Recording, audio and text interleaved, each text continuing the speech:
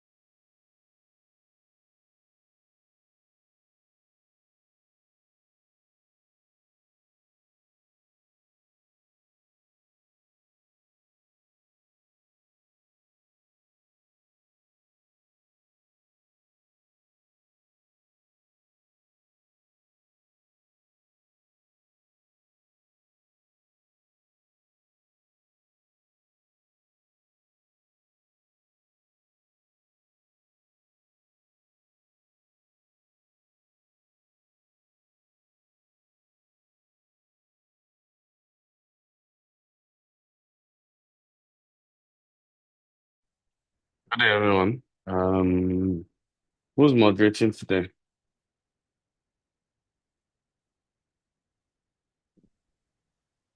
Hello, peace. Hello, Look up. Fish. Yeah,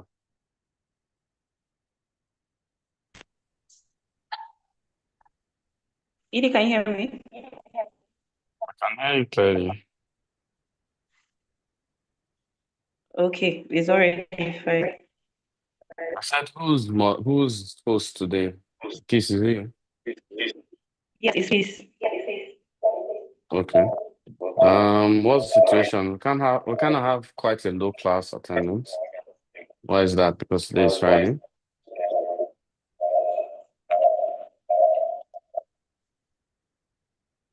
Peace, are you there? Peace, are you there? Hello? About for them to be able to invite their mates to join, remind them instead.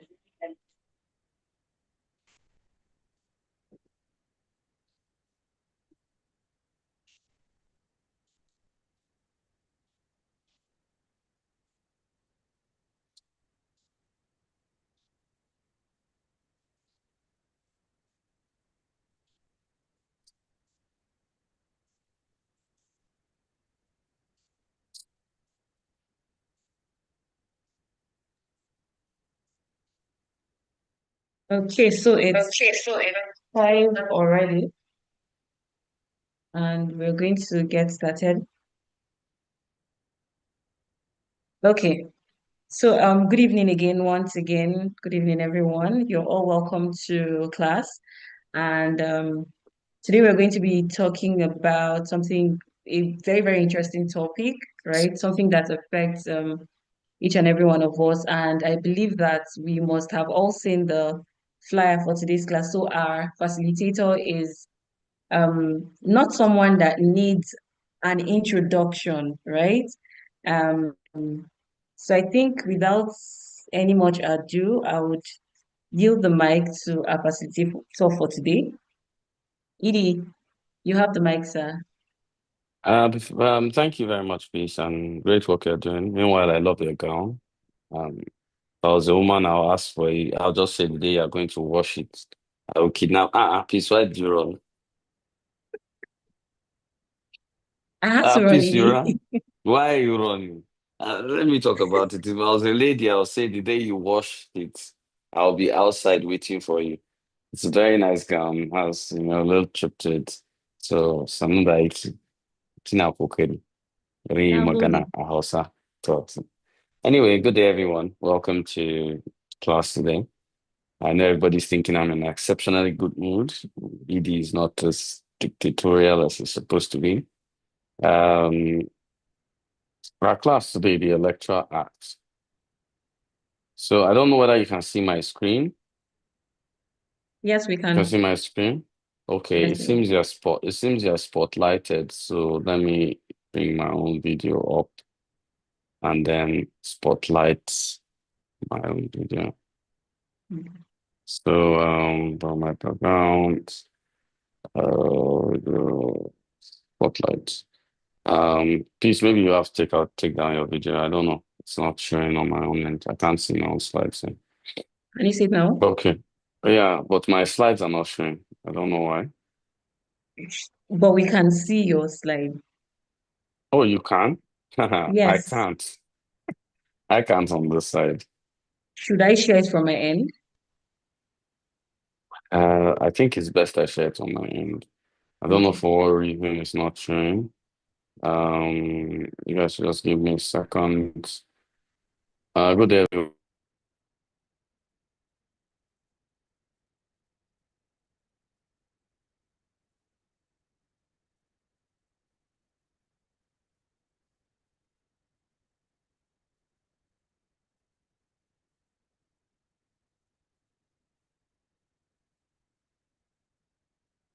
Okay, so please let's just give Edie a few minutes to get his slides back up, and then we'll continue.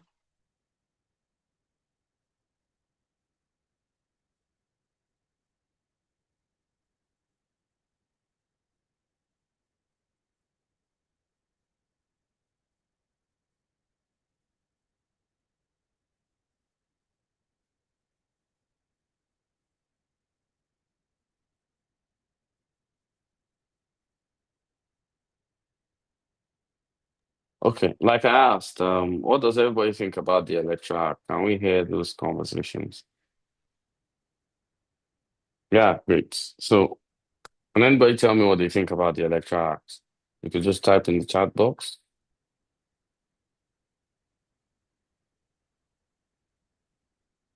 You can just type in the chat box. Good day, everyone. What do you think about the Electoral Act? Did anybody read it? Did anybody think about it? Did anybody have a view of it? Does anybody know what it meant? Does anybody know what it means? Let's just have those conversations. Peace, you might have to read it out for me. I can't go back to the chat. I don't know what's going on. Okay, so I should okay, from the chat. Okay. No, okay, I have Someone it. is saying an act That's not that's not obtainable. obtainable. Gang, you've been in the electoral college long enough and you're still making this kind of statements. Oh my God. I don't know. Sometimes I think that teaching this poetry class is it's like So we have more coming introducing in. yeah, it's like introducing a whole new God to a set of people. It's kind of hard. You're going to burn the prophets, you're going to say everything you want to say. So somebody says, wisdom says the body of laws that guides conduct of elections. Aka Patrick Eber says the Electoral Act is the entire gamut of laws guiding conduct of elections. Ernest Andoka says rules and guidelines on the operations of INEC. Abraman Adamu says Electoral Act is an act that guides the rules and regulations of our electoral process. Mustafa Issa says the Electoral Act is there available now. Zainab Abdul Fattah says the Electoral Act are laws and guidelines for the conduct of elections. Oluwaseun says it's an act with good intentions and we need to begin to demand its functionality.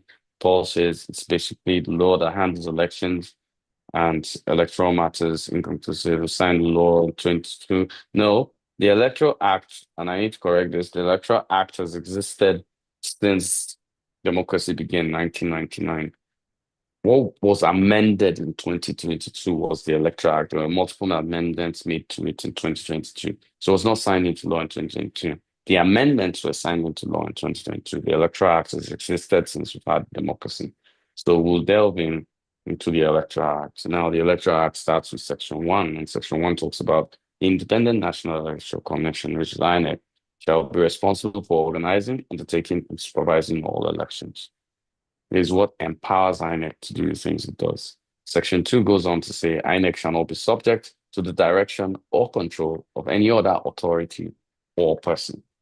They are under oversight by the National Assembly, but they are not subject to the direction or control of any authority or person. Now, this is critical to note at this point, and we need to be able to understand this. Section 4 of the Electoral Act clearly states that the Commission may issue regulations, guidelines, or manuals for the purpose of giving the effect to the provisions of this Act.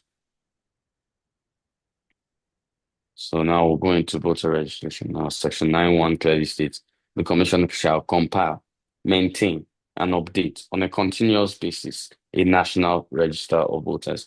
And I think the ongoing online register or registration of voters is going on right now. And if you were not a voter, you're not listening, you should be part of this. I particularly think that this class is poor. Peace, you're here, right? Is Yes, Charlie I'm in the here. class? Is Charlie in the class? Yes, she is. Okay, so Charlie, are you there?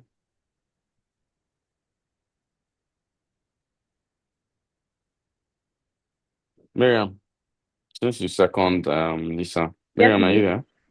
Yes, sir. Miriam, you know what you're going to do? Oh, what's that, sir? Hmm? Miriam, No, you did. take Yes, you did. take a cross take a cross section of people that are in this class right now. Okay, he did. Give all of them a +1. They're 127. Give all of them a +1. For those that are not Okay, in this class, give everybody a -1. okay, he did. Thank you very much. So Section Oh, 9(1) of the Voters Registration maintains that the Commission shall compile, maintain, and update on a continuous basis the National Register of Voters. Section 12(1) goes on to say a person shall be qualified to register as a voter I'm not if they about me are a citizen. rocking. Are you guys still talking while I'm having a lecture, Miriam? Section 12(1) clearly states a person shall be qualified to register as a voter if they are a citizen of Nigeria, have attained 18 years, and are of sound mind. Sound mind, child. kind of doubted many Nigerian voters. But till taking to Yaba left, we cannot say. Section 54(1) clearly states that the commission shall ensure that persons with disabilities are assisted at polling units. Now, people living with disabilities has always been a problem, and they're quite a lot. And if you look at Nigerian population, I think last we checked, there were 5.35 million, which means we cannot disenfranchise 5.35 million people. The reason why I'm following strict positions is because the Electoral Act is law.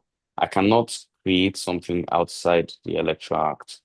So as you go through these sections, which are law to Nigeria, I cannot alter, because of the purpose of election, the content of these laws. So the Electoral Act is the basis of law.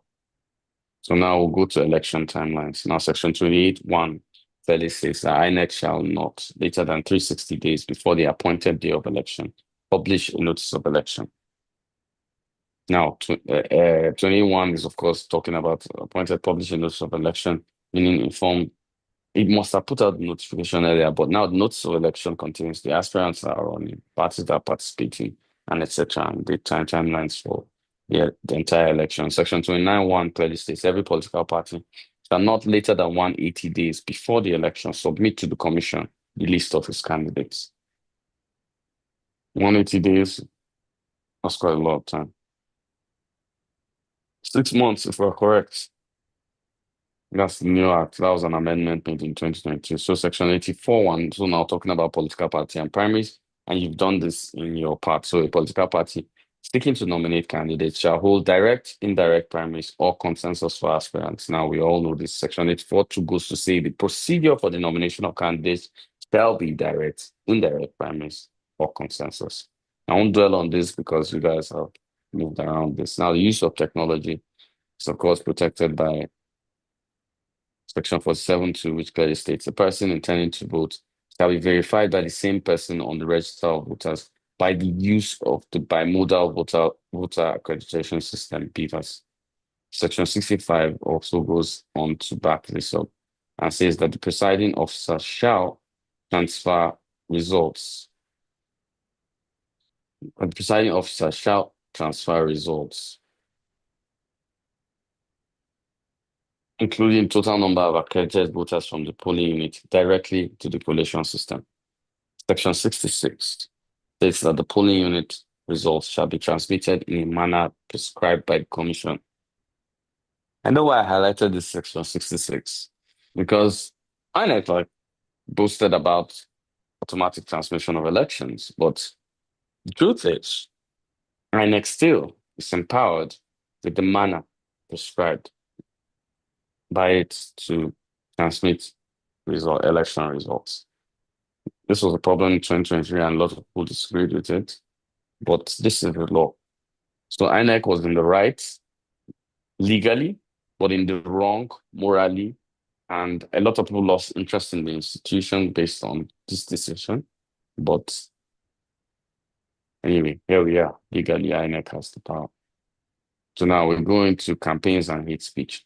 Now, most people do not know that there are laws against this in Nigeria.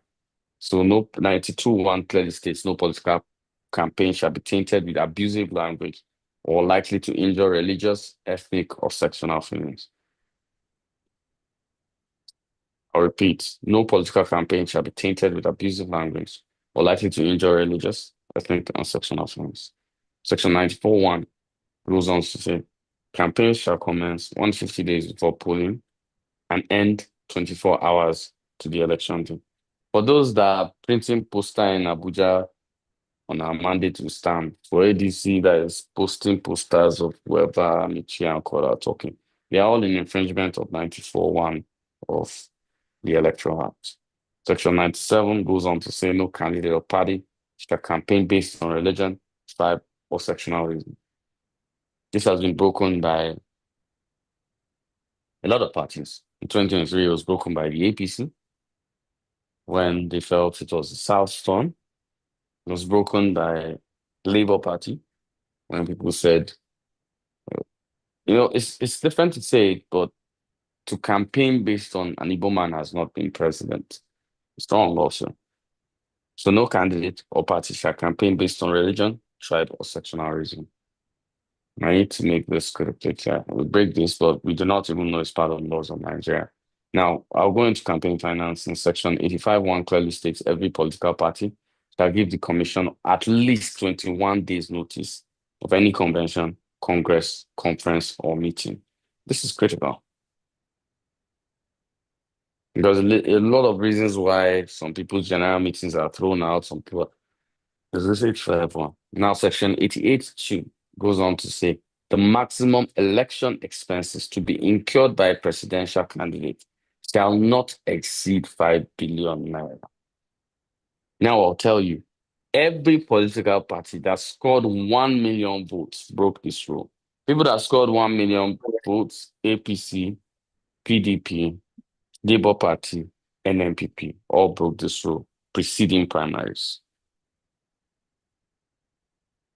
88(2). It's critical. Gubernatorial is pegged at 1 billion. Senatorial is pegged at 200 million. House of Rep pegged about 80 million. Local government chairman is pegged at 25 million. State House Assembly is pegged at 30 million. And we break these rules. I'll tell you there's a snag to it. If you say these rules are broken and you proceed to court, the Electoral Act does not affirm jurisdiction on who should prosecute on this particular campaign financing. So I think what's critical for us to add to the Electoral Act right now is to ensure that a particular EFCC, ICPC, NFIU, whoever should be picked at prosecuting this kind of issues. Because if you carry somebody to court, they're going to say you lack jurisdiction. So Section 89(1) says every political party shall submit to the commission a statement of their election expenses. As of 2023, nobody has done it till now. Let's blame APC and not blame anybody else. But no party has met this parameter, 91. Now the conduct of elections, which of course INEC is empowered to do. 47(2) clearly states that voting at elections shall be in accordance with the procedure determined by the commission. Section 52(2) clearly states voting shall be open secret ballot. Section 62(1) clearly states the commission shall compile, maintain a register of election results for each elections. Now, the reason why I'm going through this way I'm going through it is because I've taken my time to pick out relevant points from the entire Electoral Act, which is kind of hard work. It's not that easy. So I'm making it look good. So you can hold on to this presentation and you don't need to look at the Electoral Act. But if you want to look at the Electoral Act in its entirety, which I would advise, I think it will be something that you can have such conversations about and expand your own this. Now, electoral offenses. Now, there states in section 117, a person who votes or attempts to vote more than once commits an offense. Section 119 clearly shows that any person who forges a voter's card or an election document commits an offense. Section 121 states that a person who corruptly gives or receives money or gifts to influence voting commits an offense, punishable by, I think, 1 million naira or 12 months in jail, I think. So we'll move on.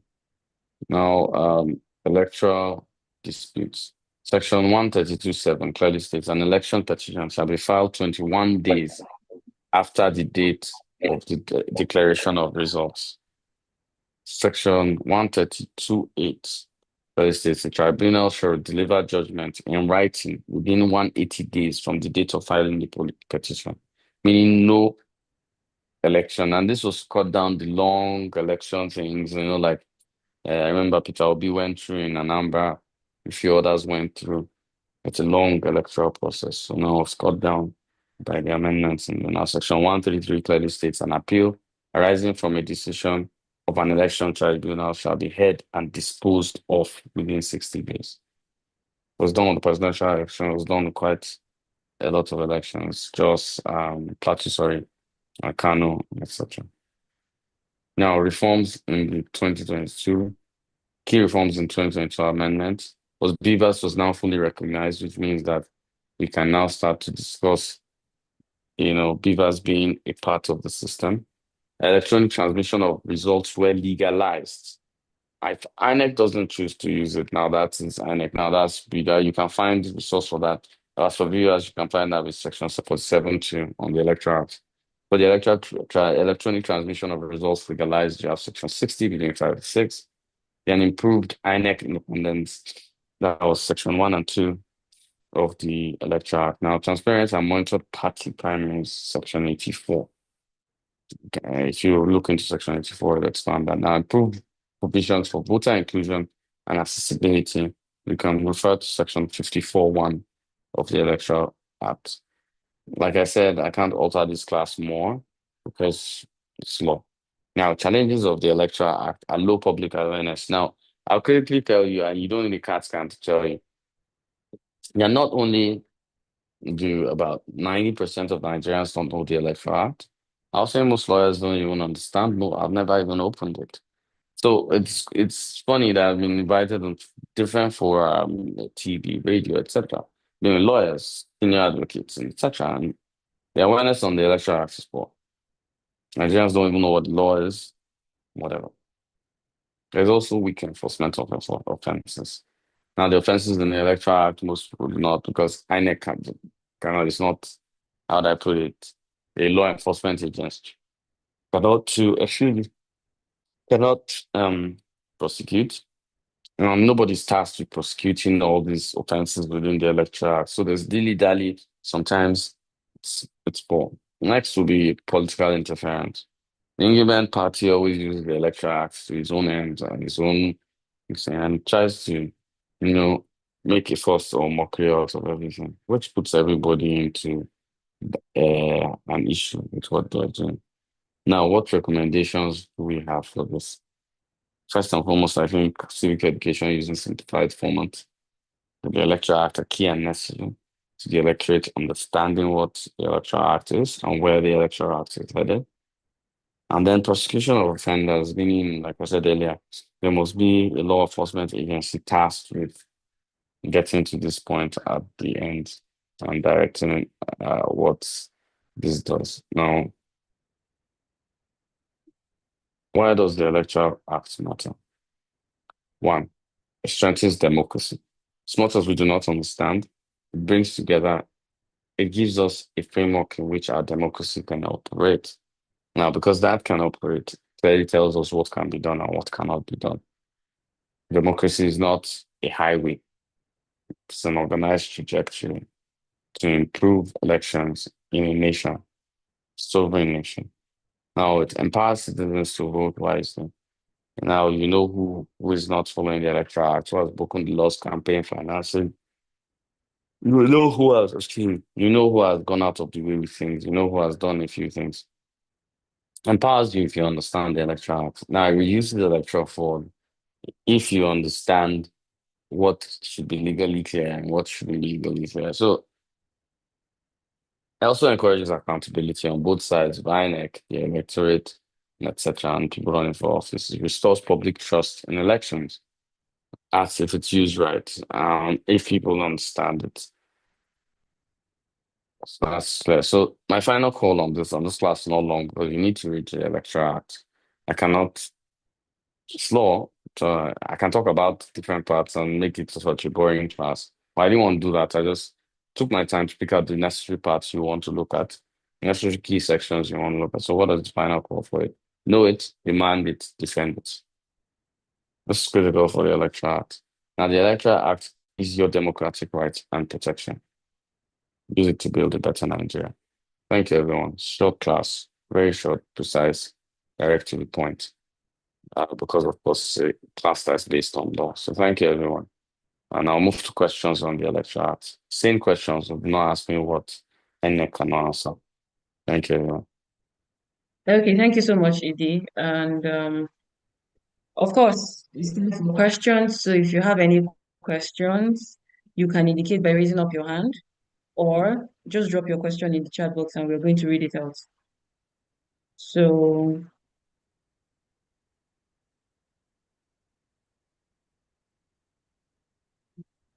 Okay, we have Paul, alcohol. Sorry if I murder your name. Okay. Good evening, sir. Good Good evening, Paul. evening, Edie. Thank you for the wonderful presentation, sir. Yeah, my major challenge with the electoral act is the situation where they sweep people in and they are sitting there as incumbents and then dictating to how the elections and the tribunals and appeals will go on. And I think it will be better if they reform the laws to make it possible for the election matter to be treated before the people that are assumed or declare winner, the rightful winners, sworn into office. Because I think that is compromising the whole process. Thank you, sir. I don't know if you throw more light on this. And as much as you try to, you need to understand that first and foremost, if let's say it's a presidential election, Nigeria has more than 176,000 polling units. You can't expect them to clear that before the president is sworn in. You'll need data from approximately 176,000 polling units over 176. It's not that easy. So we need to also understand that. And, we also need to understand that sometimes some intricacies within the system need further investigative analysis. And sometimes these cases in court are a little bit more dicey. And the lawyers bring in technicalities that are pre-primaries, some bring technicalities post-primaries, and some bring technicalities pre-election and post-election and on election. So you have those five separate parameters when you are dealing with matters of elections. And those five issues are able to spring up and pull up an issue. So sometimes clearing is not as easy as you think it is. It's just a little bit more complicated. But thank you, Paul. And we can always review these things for the betterment of Nigeria. Okay, thank you, the Aka. Aka Patrick, you can unmute and ask your question. Yeah. Good evening, Edie. Good evening. Yeah, thank you, sir. My question is this concerning this. My question is different anyway, but I just wanted to ask concerning the answer you just gave to the previous my previous colleague who asked that question concerning elections and people getting into office and then interfering with the process, the judicial process, and all that. You see, why? Because our laws make provision that all these cases should be dispensed with within 180 days, which is about 6 months. Why is it? Can't we conduct these elections and make these declarations about 7 months before May 29, 2027, such that we can now give ourselves a window period of about 7 months to take care of all these legal issues, so that anybody that is coming into office, whether it's the governor or a president, the person knows that he's coming on a clean slate. The person does not have that opportunity of getting into office and then begin to manipulate, pull strings here and there to his or her advantage. That's just what I have to ask concerning the answer you just gave before my question. I don't know if you want to react to this first before I proceed. If I'm right, elections finish about March of the election year. Swearing in is about May. The law is 6 months. There's a reason why it's 6 months. It's looking at every possible parameter. If it's presidential in contention, and there's a reason why I gave that example, it's presidential presidential in contention. You're going to have to go. People can present data over 176,000 polling units. That's not that easy. Except you want the wrong person. When the issue goes to court, you want the wrong person to emerge right. Cutting it short. Cutting it short. Our country is not exactly a small country. Nigeria sits on quite a lot of arable land, a lot of um, unarable land, a lot of water. I don't think, in my opinion, that if even if it's cut short, I could say maybe you could take 2 months out, but I don't think it'll be cut short before the swearing of the president. Because you will now ask why the haste with justice is supposed to be thorough. So if you hasten it, you take out the thorough nature of of ensuring legality in all processes being followed. Okay, thank you very much for that. Now, what I wanted to find out is this concerning the Electoral Act. Um, I can remember perfectly well that in 2007 or so, Nigerians will always tell you that Nigeria had one of the worst elections ever, arguably anyway. Then they say, I think about the same Electoral Act that Professor Mahmoud Jegatu gave us an election in which, I would say an incumbent lost while in seat, which was quite unthinkable given the Nigerian situation.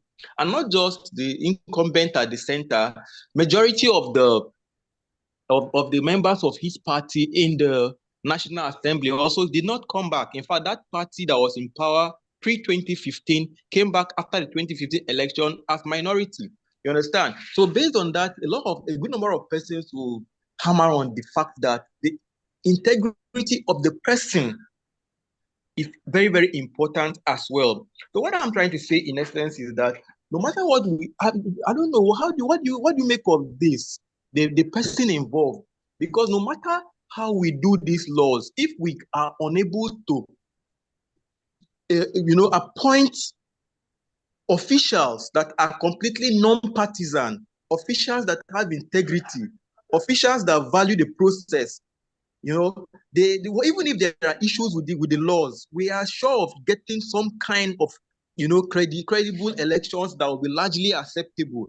That's what I'm trying to say. That why is it not high time we begin to focus on the process of appointment of those persons? Patrick. Do you know why the 2015 election was successful? Do you know why oppositions could take over from incumbents? Hmm? No, sir. I've told you before. Oh, you don't know. I'll tell you why. I 50% of the voting population participated in the election. Have you seen 50% since 2015? Yes or no? I haven't, but it could be that a lot of people were No, it has no, technology that was Patrick. Let's try and keep things fact-based. Okay, sir. I know emotions run high, but let's try and keep everything fact-based. So here's the conversation.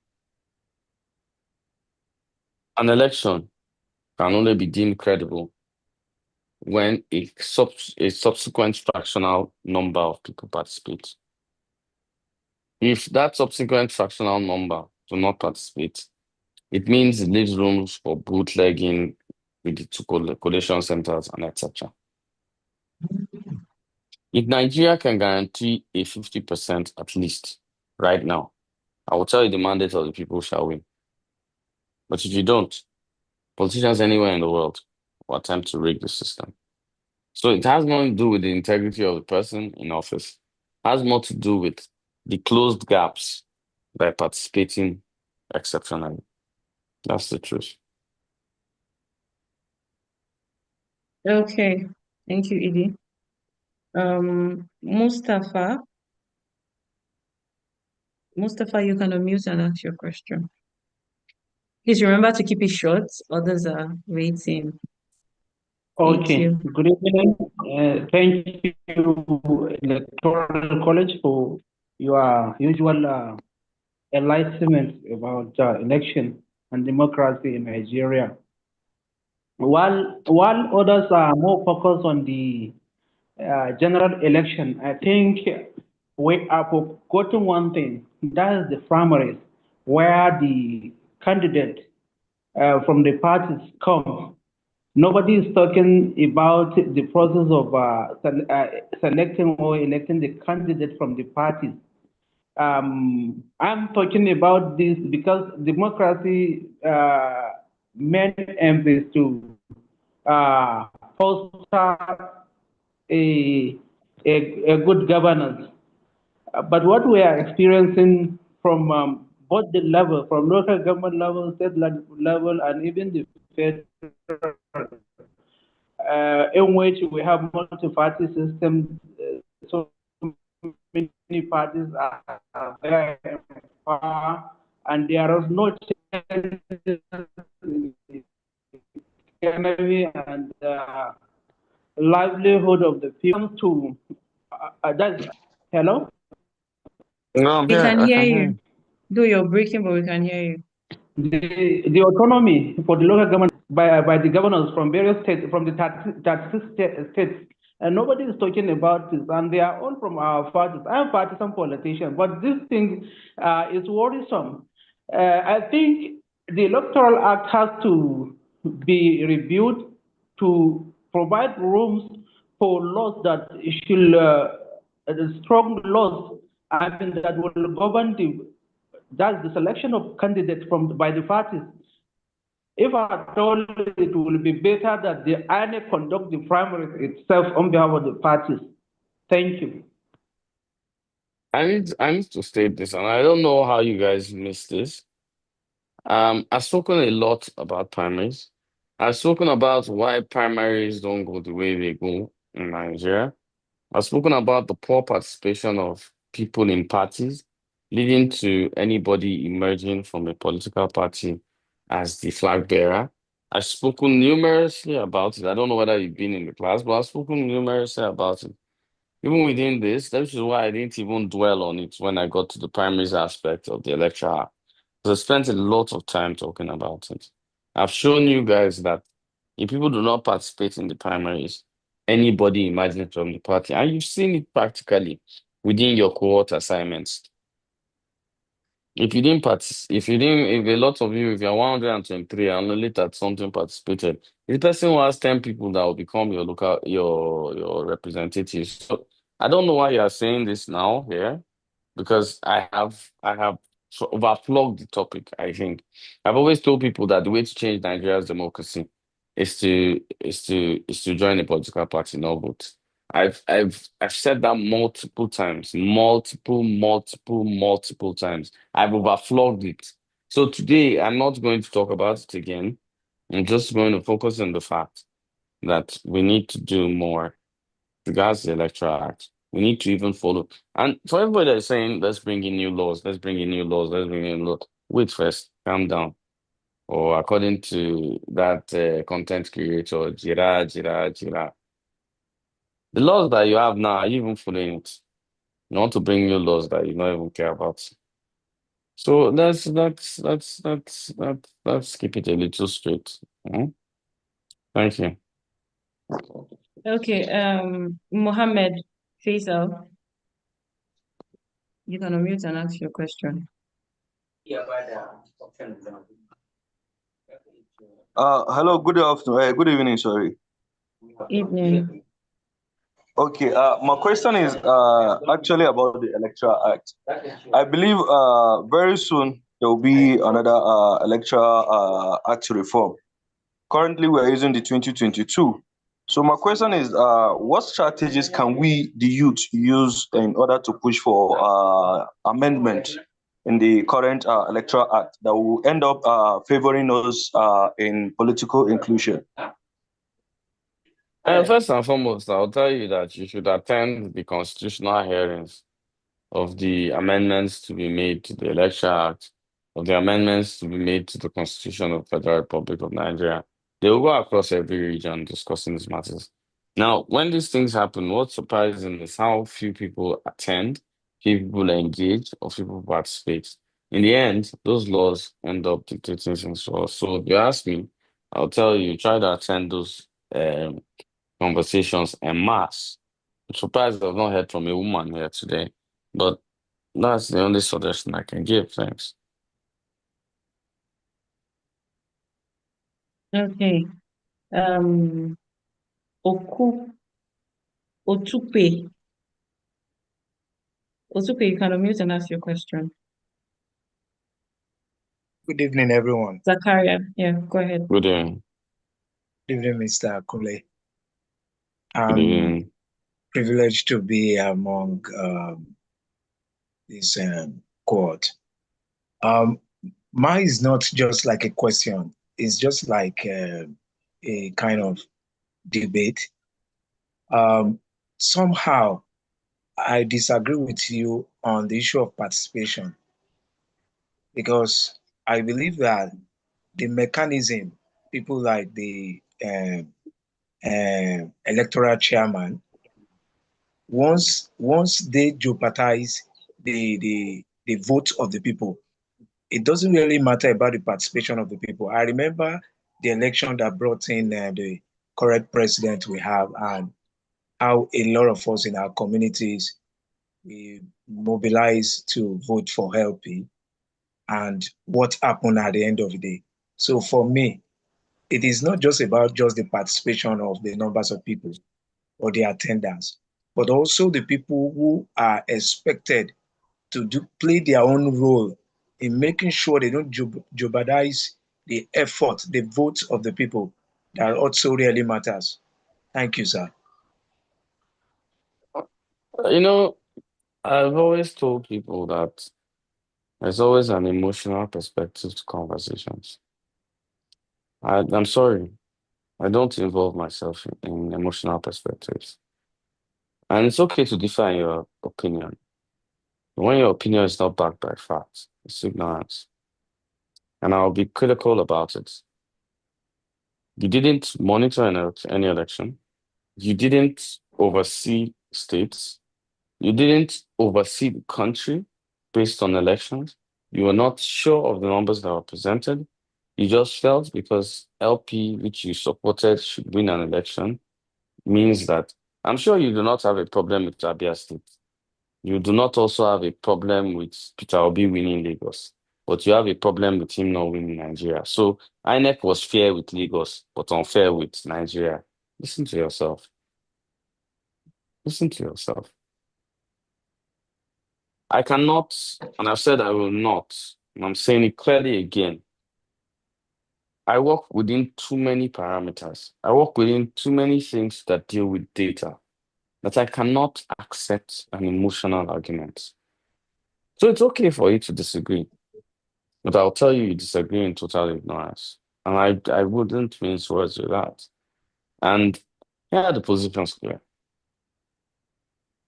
I've always said, and I've opined clearly, that every party has scored over 1 million votes participated in a particular level of rigging, whether you accept it or not. I don't know whether people think we started the college, came here and are trying to wipe your brain. No, nobody cares about wiping your brain. We're telling you the truth. It's left to you to accept or left to you to swallow your emotional position. But what I don't understand is that when LP wins a state or a Senate House or wins Abuja, it is fine. When LP loses a state or whatever, it is not fine. How? So wait. INEC will allow Reti Kingbe win Abuja, but not allow the Peter Obi win president. Allow Peter Obi also win Abuja.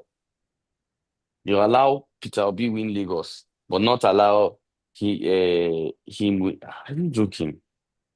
And then it will allow Alex Oti win Abia. Abia is a PDP state. Always has been. Wait, am I right? LP won Cross River after Ayade has declared blood, sweat, and tears for the APC. Are you joking? You guys just like to say things because you have been. Let me explain something, and I'll tell you something. I don't even think a part of you are high up enough in LP to even have this conversation. And I'll tell you the truth. I don't want to sound arrogant here. I don't want to state the number of parties I consulted for in 2023. I don't want to also tell you the presidential candidates I'm personal friends to. It's irrelevant to this conversation. I'm dealing with the numbers, the specifics, the facts, and what is on ground. Whether you like it or not, disparity or not, as I've made clear to you, every party that scored above 1 million was part of a rigging coalition, whether you like it or not. And I'll critically tell you that the APC won the 2023 elections. And do not deceive yourself in that particular fact. And I'm not telling you because I want to tell you. I'm telling you because it's the truth. It might not be what you want to hear, This is the plain truth. How can it be okay that for the first time in Nigeria's history, we have 5 different parties in political as governors? Are you aware of that? 5 different parties. In the National Assembly, we have 8 different parties. Thanks to peace states. They have Zenith Labour Party, Abi.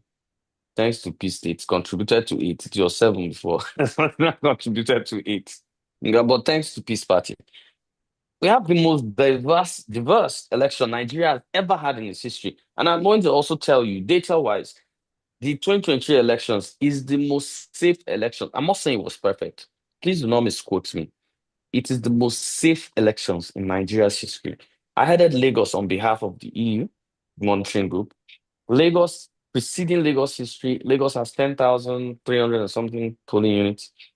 Lagos has always had a problem with over 2,000 polling units. For the first time in Lagos history, Lagos had a problem with 323 polling units. Well, that was not a plus. That was not a move forward, because I have people in Kano that swore that Kwankwaso scored over 10 million votes.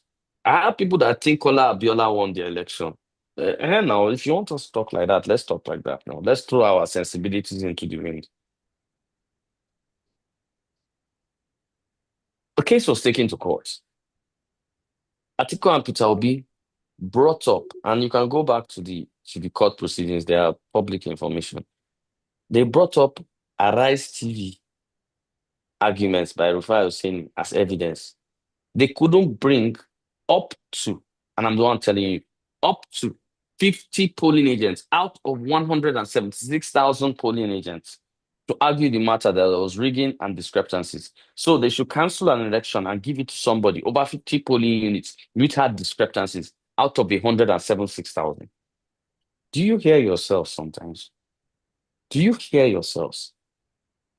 Why are we driven so much emotionally by bias, by poor strategy, by poor planning? But come, how many? See, I don't want to talk, but since you want us to go this way, let's go this way. How many places the NNPP, the Labour Party, have polling agents? How many? They didn't. Even in the Lagos that they won, they didn't have in quarter, not even half. Mark my words, I know what I'm saying. You can't just come here and make aspersions and just say things because you have an emotional position to say it. Are you joking? This is the same cohort that is talking that participated in rigging. We gave campaign time on when to stop campaigns. You went ahead and rigged. I cancelled those positions. And to you, you thought I was dictatorial.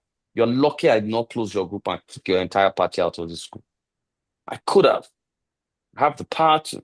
I didn't. I caught you people of that. Then you're coming here to tell me about how much Saint who down who won election. Which. See, the reason why this thing annoys me is because instead of sitting back and doing the work, I'm trying to see a first-time person in Nigeria's entire history since 1960 got 6 million votes. Are you joking? That is a massive plus. Are you joking? Go and ask people that have attempted to run for president. Have you attempted to run for anything? My small 11,200 and something votes that I got in Abuja, I can slap people in Abuja. Sorry, I don't mean that. No, I was gonna slap, but you know what I mean. I'm a boss now. Do you know what it is to put 11,000 votes? You're joking, guy, go and print. I don't even think in this cohort, guy, you can score 3 votes. I'm the one telling you. Do you know what 11,000 votes is? You guys think these things are joke? Go to the field now. Go and see how it is now. Yes, I'll tell you.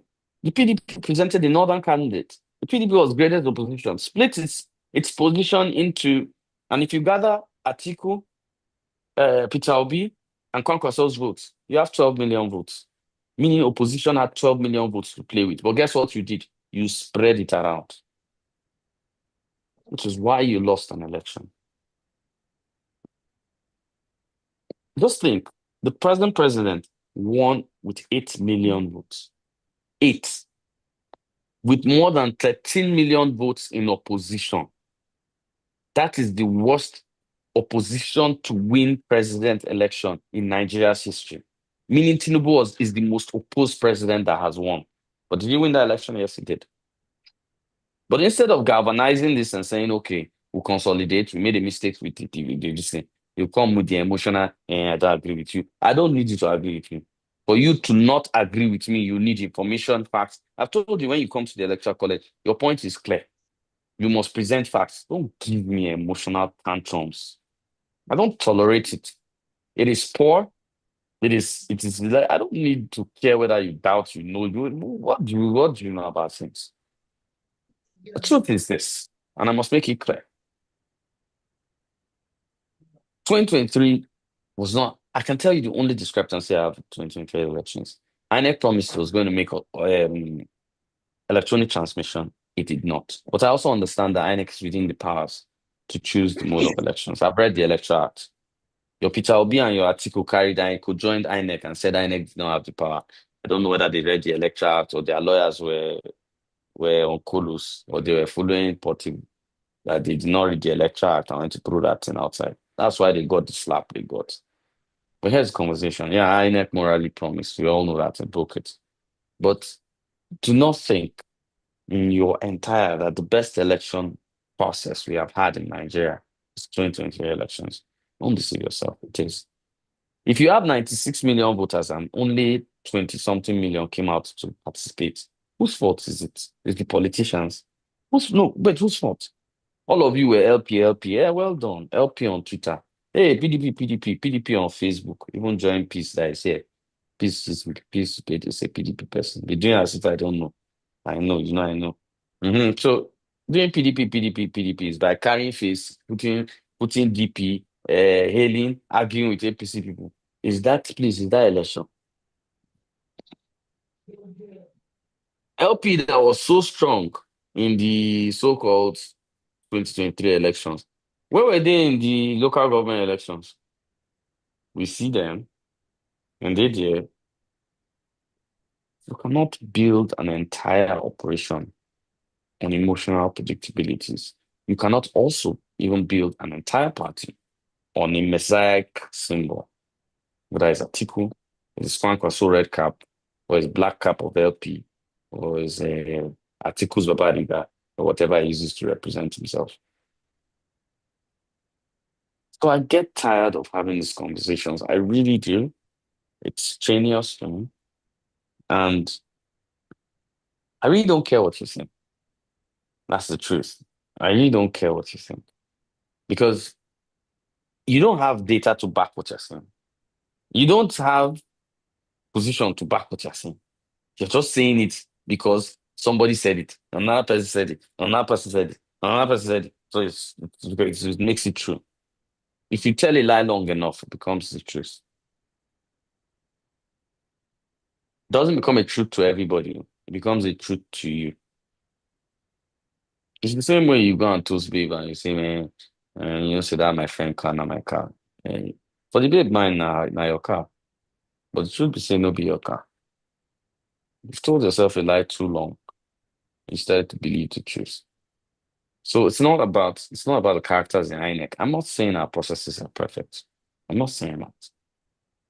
But I will tell you, like I said earlier, everybody that scored over 1 million votes rigged to a particular percentage. Whether you accept, I'm not asking, I don't need your opinion on that. You understand? And that's what it is. But did APC win the 2023 elections? Yes, they did. Can we move on? Yes. Have they challenged in court? Yes. Did they lule in this thing? Yes. I'm sure you think that because my name is Kunde, it means I support Tinubu. That's even a chaotic way of thinking. It's too chaotic. Because anybody that knows me knows that, number one, I don't even have, how would I even put it? Apart from the Kunle name, I don't even have the rights to identify with the Yoruba community. One, I don't speak the language. Two, I don't like their girls. Three, I don't like their food. Four, there are multiple things. And that's the point. That's because I don't even share its culture. But it's okay to think that because my name is Kunle, I'm supporting APC. So but let's move to the next question. My name is Kunle, I'm supporting Okay. APC. It's fine. Thank you, Should we Edie.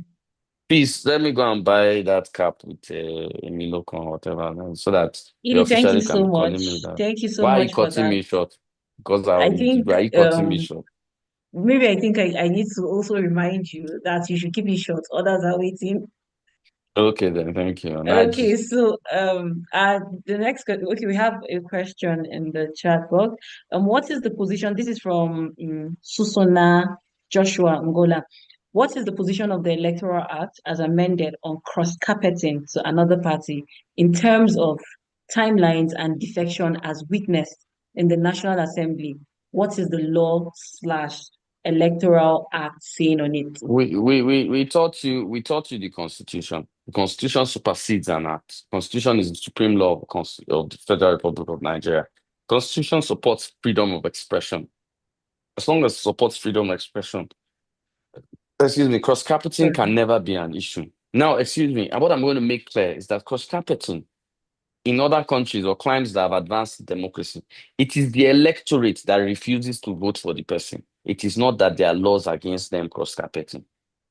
They just know that if they cross-carpet, the electorate will not vote. But you people now, if Kunle Lawal cross-carpet to LP, you people will shout, hey, Kunle has joined us by cross-carpet to APC. You will say, hey, Kunle, welcome to the dark side on your mandate. By cross-carpet to ADC. You will now say, hey, part of the new coalition. Hey, we are the new ones. Oh, guys, you mortgage your responsibilities. There is no law against cross-carpeting anywhere in the world. Any country in the world. The only response to cross-carpeting, which deters politicians from cross-carpeting, is that if they cross-carpet, people will say they do not even stand for an ideology and nobody will vote for them. That's law against cross-carpeting. And it is based on moralistic standards of the electorate, not based on laws. Because more than anything, Constitution guarantees freedom of expression. And freedom of expression allows you to associate with anybody you want to associate with. Thank you. Okay, so we have another one in the chat box. Oyeni Solaja, can individuals sensitize or run a campaign to educate citizens about the Electoral Act? If so, what are the information permitted? Did you get that? That not just copy this presentation. If you talk I'm to what's now? Why you Exactly. don't have me put me inside trouble now? Okay, so let me take another one. Look at the Electoral Act on who's eligible to vote, that's in brackets 18 years. Why do we neglect this condition during voter registration? And when elections are by the corner, these people are not allowed to vote. What's the essence of giving them the right to own a PVC? That's I don't confusing. understand what you're saying. Okay, I so don't understand. okay, can we have this person, Ernest, if you can raise your hand so you'd ask your question. So, but before you do that, before we have Ernest, okay, I think I can see your hand.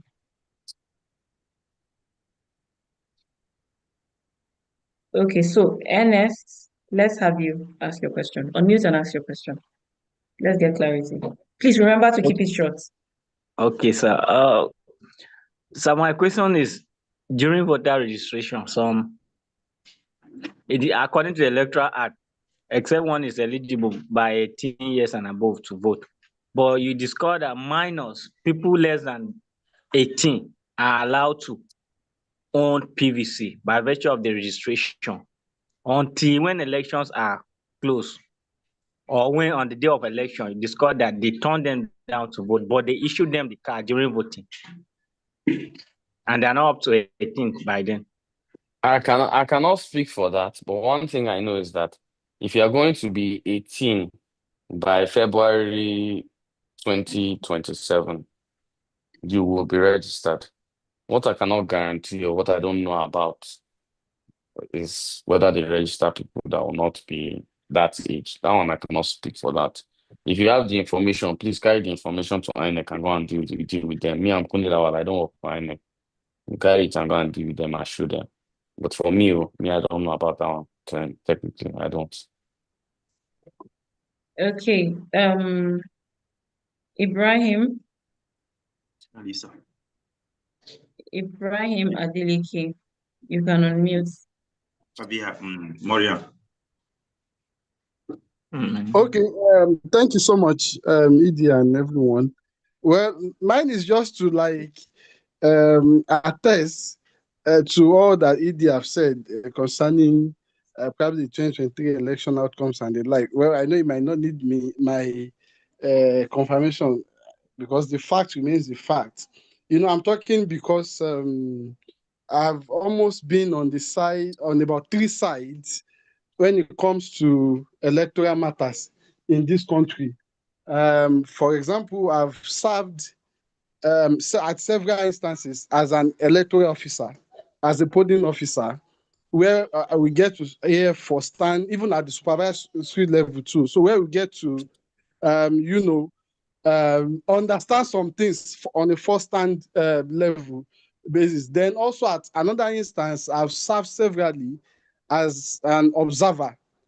You understand of the electoral processes and everything like that. So everything that he has said, especially about 2023 election, no matter how bitter it could sound in the ears of anyone, that is just the fact. And the likelihood that similar experience will continually happen for as long as quite a number of us still feel, okay, let's stay in our shells and not participate.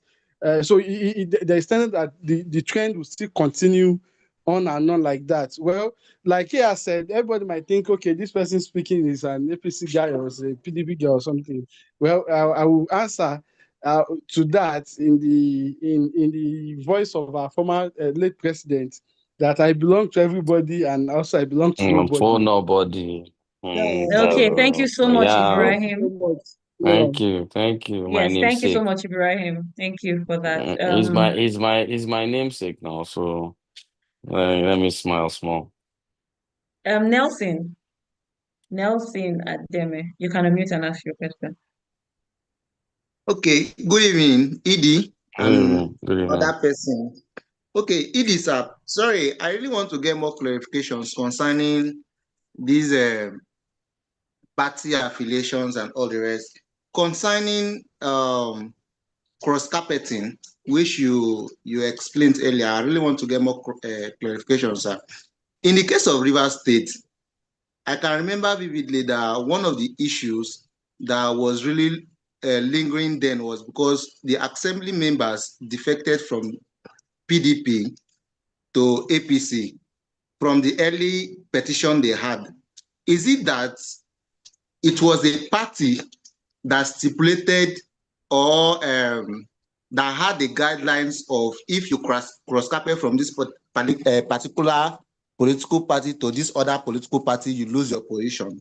Is it that how should I put this? Is it that you mustn't cross-carpet if you use a particular political party to win an election? Or I really want to get more clarification, sir, concerning Rivers State. Thank you, sir. So the Rivers situation is quite a dicey situation.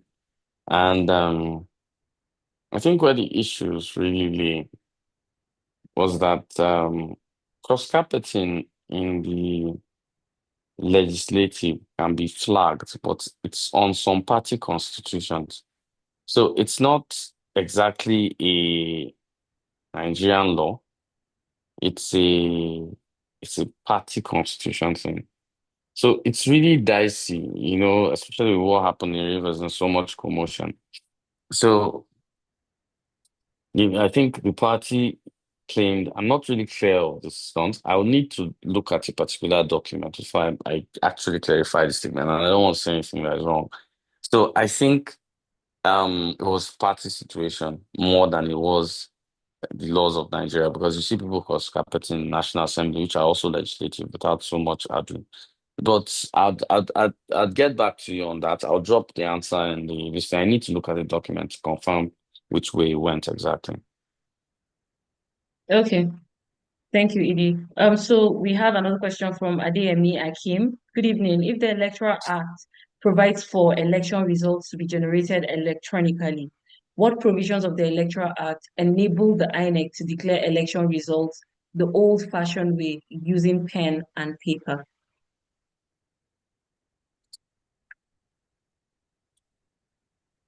I don't know what you want me to say. Okay, maybe I just brief just clarity. no, no, I know. I understand the question. I read through this thing. I clearly stated more than normal that INEC has the rights. It's written there on that electoral. I mentioned it. I stated it. I marked it. INEC has the right to choose the mode of transmission. Choose. INEC has the right. It is its law. It is its mandate. Why you are bringing these questions on the emotional? I don't know how to answer it because I have told you. Morally, INEC shouldn't have told Nigerians they're using electronic this thing, but legally, INEC has the right to choose the mode of transmission. I've said it. It's there. I put the laws here. I put everything. Asking this kind of question, it makes me think. So I'm just talking to nobody. That's what it makes me think. Because I said this. I gave the example. Please, you heard it now. I gave the example. So why are we still having these kind of questions?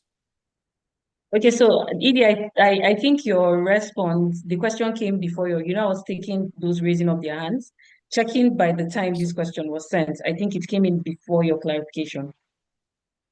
So it's Okay, on me. no problem. Yes. No problem. No problem. Okay, so we have another one. How can the Electoral Act be considered inclusive when it fails to guarantee the full and equal participation of persons with disabilities who continue to face systemic barriers in voter registration, polling access, and political representation? Now, it is clear that it is law that people living with disabilities must be catered to during elections. I will say the systemic provisions for this have been kind of slow. I will say we need to have more conversations over it. I feel that the group of people living with disabilities should engage INEC a little bit or more often to ensure that these special polling units in which they can exercise their civic rights are made clear to them way before time so that they could have this kind of conversations. I think more should be done. The good part is that it's already Nigerian law that people living with disabilities be disenfranchised. But that's not where it stops. We need to take it another notch and have these continuous conversations with INEC, have continuous conversations with political parties as regards their primaries and etc. And these conversations will continue to build, the foundation for what makes them not disenfranchised. It's not enough just having law. I know INEC has tried with a few things, but they need to engage INEC more to ensure that these laws are brought to fruition. To ask two questions in one, I know you can take that. Okay, so the first one is, good evening, Edie. Please, I would like to know, as a Nigerian citizen, other than sensitizing the masses, how else can we ensure that the Electoral Act is adhered to? That's one. Wait, first, I'll answer that. Sensitize yourself. I don't know the masses people are talking about. Inside this class, nobody has even got, I don't if I bring up your assignment on this Electoral Act, I'm sure all your parties will not score above 5. So have you finished sensitizing yourself that you want to go who are the masses that you are going to go and sensitize? Me, I know I'm masses, so I don't know who you are going to go and sensitize.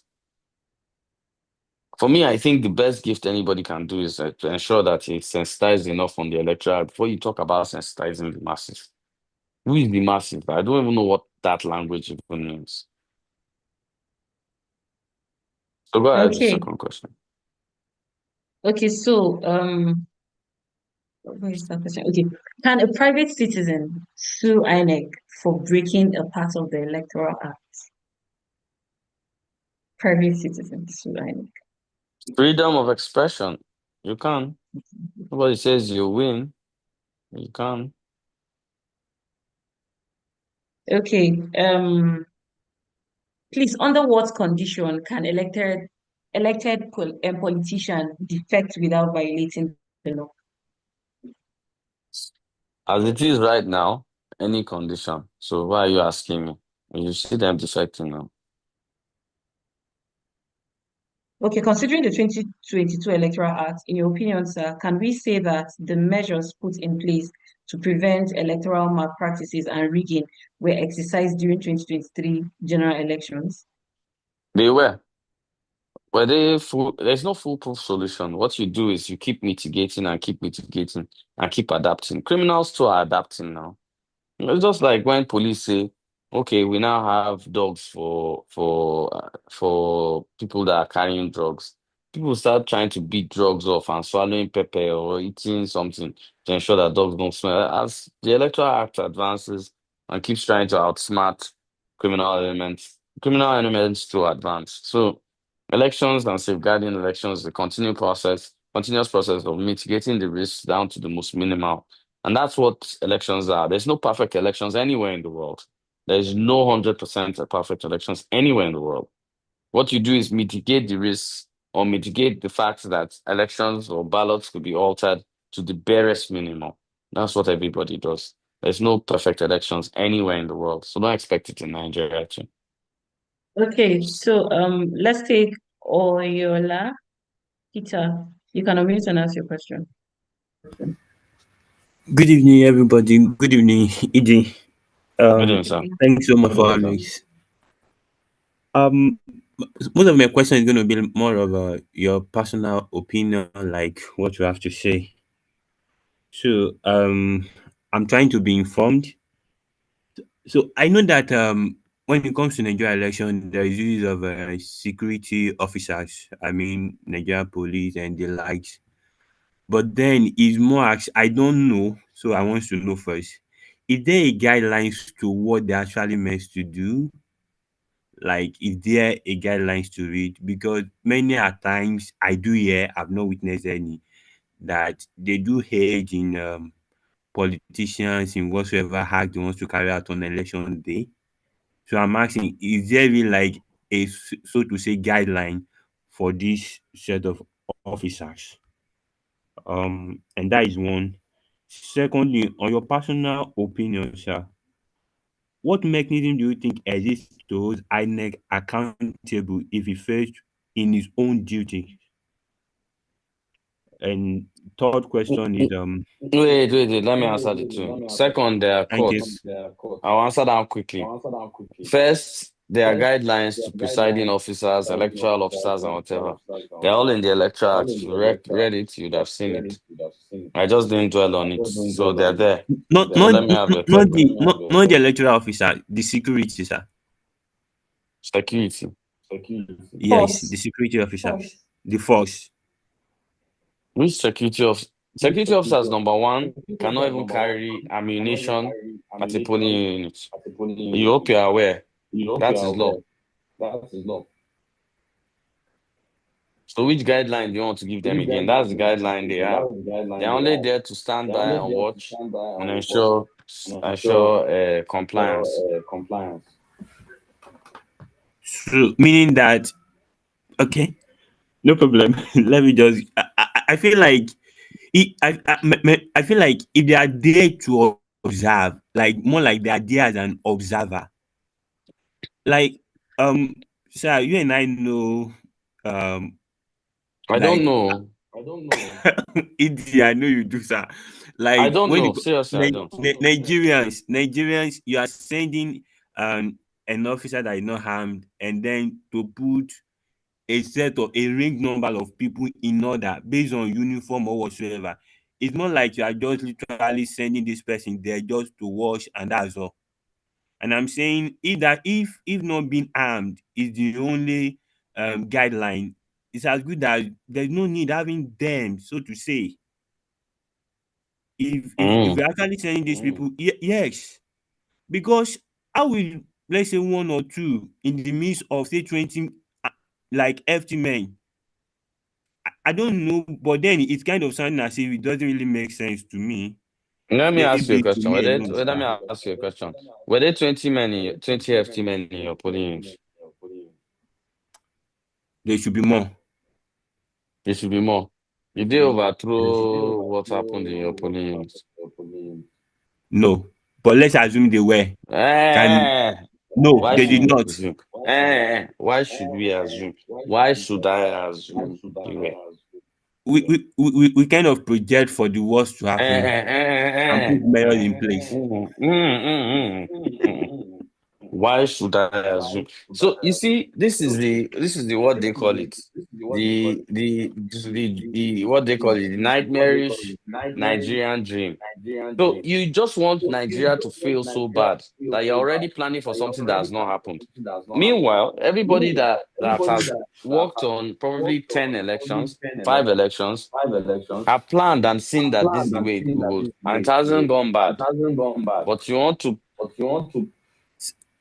Why is my voice echoing? Somebody, okay. So your mic is on. Somebody's mic is on that has unmuted his mic. Go So ahead, Lily. you I can't. think it was me. Okay. Now, so now you want to appear 10 hefty men that will beat up police officers. It hasn't happened yet. Why do you want it to happen? I'm not saying there are not places that they try to break law and order. There are, and it was able to. I walked around that system and I saw those they were able to mitigate. You can't cover all. I can tell you, there's no perfect elections. You people are not even perfect. Wait, let me remind you. You know this cohort, please. I don't understand though. Is it not the same cohorts that broke campaign laws and were going to their candidates were going to go and talk to people after a closed campaign? They are the ones talking about INEC and INEC chairman and his personality. You on your small level in electoral college, you are doing MC Odomo here. Then you now want to come and tell me that INEC is the one corrupt. You are corrupt too. Well, what is it now? What is that? I'm not saying INEC is perfect. Their processes are mundane, obsolete, and etc. But who are we to complain here? When even you guys in this electoral college that were trying to teach you the right way to do things, you guys are still trying to steal ballot box or trying to break campaign rules or trying to whatever. Is that not what you guys are doing? That's what you are doing now. And then I remember, whoever is in the PDP here, I landed the PDP group. What were they telling me? That ED, the excitement of the candidate made him reach out. Excitement. You people are lucky I didn't expel that candidate. All of you are lucky. I was in a good mood Okay, that day. thank you, Edie. So we're going to take the last question for today. And this person wants to know your opinion, hear your opinion. Which Now, my this is what, opinion now? how would you see if Nigeria is to completely change the voting system to digital voting instead of manual voting? Well, first and foremost, I conducted the only state executive council elections that was in 2016 in Nigeria. There hasn't been any after that. The only one ratified by INEC. So I've always been behind digital voting. Do I think as a social construct it can be employed in national election? I don't think so. I'm still looking at it as being practiced at local government elections, then we'll now move to state elections, then we'll now finally go to um what they call it, to federal and presidential elections. I think everything is a state. I also think that there'll be poor participation even with digital elections, and here is why. How many Nigerians do we have on Twitter with all their noise? I don't think we have up to 25 million Nigerians on Twitter. They're not up to, with all the noise that can have up the course. They're not up to 50 million Nigerians on Facebook. So I think that Nigeria's problem is more a mindset problem. And it's not whether it's digital or etc. It is for me a situation of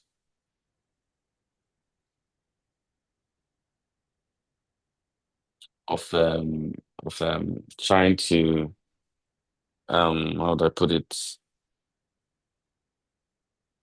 Trying to ensure that more people hold Nigeria as important and its elections as important as governance should be.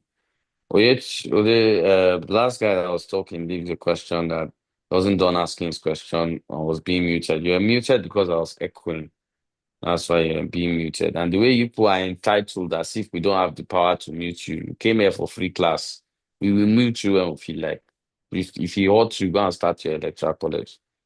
Now, if you have to amend one section of the Electoral Act to make the biggest impact, which one would it be and why? I think I would apply stricter modules on financial contributions. I feel that because of the money involved in politics, that's why the rigging is, or the attempts to rig and whatever drama that goes on is a lot more. I'll make stricter finance rules because when you all know that you have 10 million to spend for presidential election, and you're going to understand that if you don't really want the work, you won't be there to do it. And for me, that's what I'll change with the Electoral Act the most. Okay. Thank you, Edie. Thank you for taking another question after the last question. Okay, so I think with this we have come to the end of today's class. But before we go, Edie, maybe just one word, give us something to take home. What would you leave us with? First and foremost, I need you guys to understand that we told you in the beginning that whatever you learned about democracy before you came here, you should dislodge yourself of it. I know that some of you are like the heathens in both religions. Accepting new conversation is kind of hard. But I'm going to tell you this. I don't think Nigeria will exist in the next 10 years if you do not get our governance right. This is not about Nigeria collapsing on itself or Biafra forming itself. No. Things are going to go so bad that will not be able to exist as a united entity. And that is because all of us here do not care. All of us here are just trying to make our distance. The comrades are trying to become essays. Peace and Co. Peace is trying to marry a governor and become first lady. Charlie is trying to carry ballot box for Kunilawa. I'm just Yabi. It's the names I'm seeing. I'm sorry, Yabi. Charlie is trying to carry ballot box for Kunilawa so that Kunilawa can become House of Rep in Abuja. I'm never running for House of Rep. That's just different things. I always take beyond reasonable doubt. You must learn to love a country. If you don't love a country, that's when you're going to start to argue on your messiah or whatever. Learn to look at things objectively. Pay attention to the numbers. Pay attention to things. I didn't say LP does not have strategy. That's not what I said. But somebody came in and said 6 million votes, you have strategy. Did I say you didn't have strategy? You enter a race to win. You do not enter a race to get plenty votes. Please. And that, you see, I've always said the biggest problem in Nigeria is comprehension. There are things that I've said multiply in past that you guys have read as another thing, which were not exactly what I said. So I just pray that the comprehension guides you. You guys have your presidential elections this coming week. I will be entirely strict because of the rubbish I saw. And I guarantee you, if I sense one corruption, I will delete an entire party, meaning I will expel an entire party. And I do not doubt me in this. If you do not know that I'm capable of such, well, Peace and Co know what I'm capable of doing.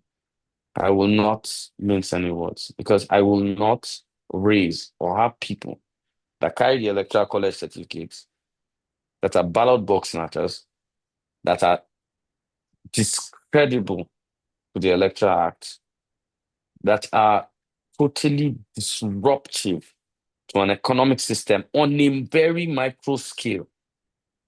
Do you know what you guys would do if I give you guys the power or the funding that people give parties? You guys will kill. That's the truth. Election here that nobody's carrying cap, nobody's winning anything, you guys were really like, if I sense it, let me not make noise. I'm not a man of speech. What will happen? Okay, Like Edie, I so always, actually, no, please don't put me out there. And I'm going to say this. Not only can I cancel a party, I can cancel the entire court. I have the power, I have the backing of the board. I can. I'm not doing it out of anger. I'm doing it out of the fact that we will not produce something less than the quality that we produce. And that's the truth, regardless of how much we spent. So think very much about this. Think very much, because when I'm going to ask, nobody should come to me and start telling me DD is autocratic. You're a thief and I'm autocratic. Really? What do you expect? So please really think before your next election. Really think. There won't be Lisa to protect you. Trust me on that. So I look forward to great elections ahead of time. I wish you Okay, guys. so thank you so much, Edie, for that. And to everyone who made it to class today, thank you for making it to class. And this shouldn't be another class, but you try as much as possible to step this down to people around you. And I think that's one major way we can change things around and make things happen, right? Start by educating yourself. Once you think you're educated, you get the right knowledge, step it down. Don't keep it to yourself. Don't keep it to yourself. Spread the gospel. And we're going to continue tomorrow. Class continue tomorrow. So please, as Edie said, presidential election is by the corner. In case you need pro bono consultation, you can reach out to Edie and he'll help you with that. Reach me. So thank What you do I so have to do with it? Is it not you to reach Edie, out to? that was on the lighter notes. That's on the lighter notes. Thank you so much. Thank you. Please let's do well to make it to class tomorrow in our numbers and with a teachable heart to learn. Thank you so much. Good night. Let's all have a restful night. Good night.